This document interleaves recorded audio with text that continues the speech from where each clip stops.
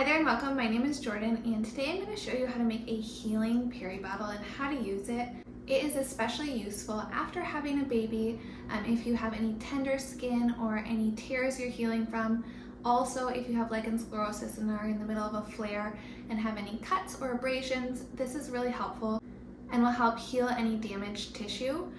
So what you need is a Peri bottle, a French press, some healing herbs, and hot water.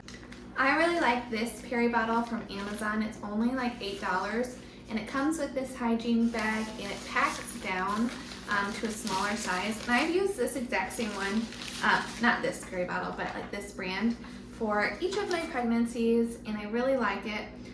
So it just pops open. I just washed it off. And if you need to travel around, you can close it up, put it in your bag. Yeah, see it's dripping a little bit. I really like this one. I like how you can put it down in the toilet and the stream will go towards your bits. And it's not like when you have the regular like spray bottle. I know the hospital gives you sometimes and it just sprays down. This one is spraying right in the perfect spot and you can move it around just how you need it. So I really like this one, and I will leave a link below to all of the things we're using today in the description. So of course we need the Peri bottle. You'll also need some healing herbs. My favorite is Wish Garden Afterbirth Sitz Bath. And I also like the Wildflower Wellness Yoni Steam on Amazon. I've used both of them and I think they're both really great products. So with our French press, we are going to put half a cup of the healing herbs at the bottom.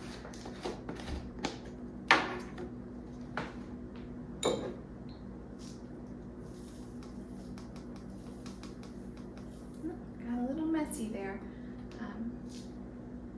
It's not an exact science. Like, you can use more or less, whatever you need or have available to you. So you just pour that in the bottom of your French press. And then with really hot water, you can use boiling water. My household water gets super hot, like surprisingly hot. So I'm just gonna use my well water, and then I will completely soak this mixture. Make sure you get all of it wet on the top.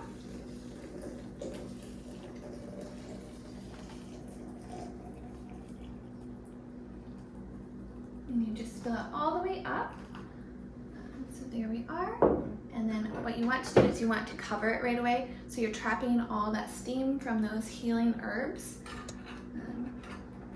right here. And this will sit for 10 minutes. It can be like 10 to 15.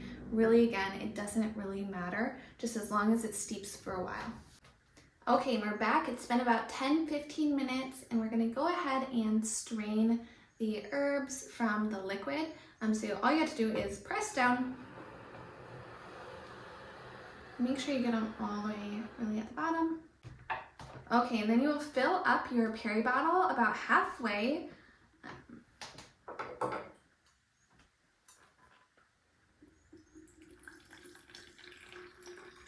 I don't know if you can see, but it's kind of like a golden color. You are welcome to let it steep longer. Okay, let's say that's about halfway. And then with the rest of the water that you will fill up, you will use your sink water. I have mine right here in a pitcher, but depending on the liquid temperature in your Peri bottle, you will want it to be warm, not hot against your skin and not cold, because otherwise those can be kind of shocking and not feel so nice. I don't know if you can hear it, but there is a bird in the background, so that's what that sound is.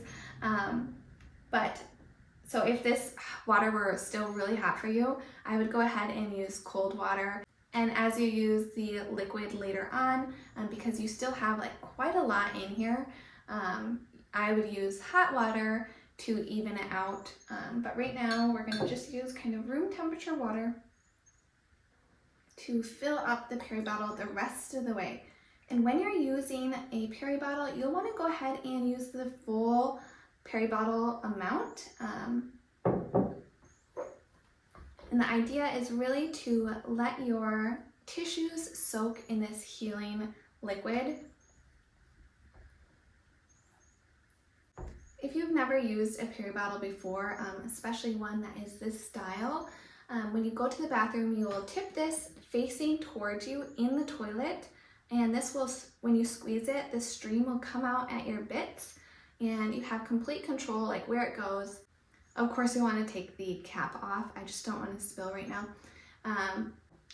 But you'll want to start the stream of liquid before you start urinating.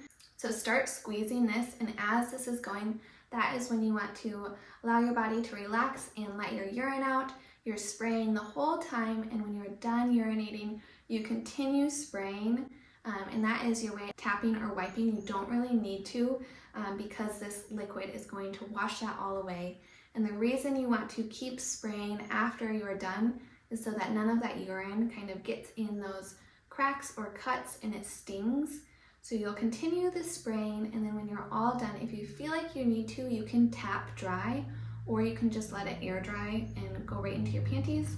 But allowing this on your wounds to soak into your body is what is going to give your body that extra bit of boost towards healing. That's how I use these healing Peri bottles. You can use this liquid, you can go ahead and put it in the bathtub, a shallow bath, and sit in it that way. I like to use the Peri bottle every time when I go to the bathroom, but play around with it and do what feels good for you and your body. That's what I have for you, is how to make a healing Peri bottle. I hope this video is helpful, and I wish you the best on your healing. Thank you so much for watching, and I hope you have a great day. Bye-bye.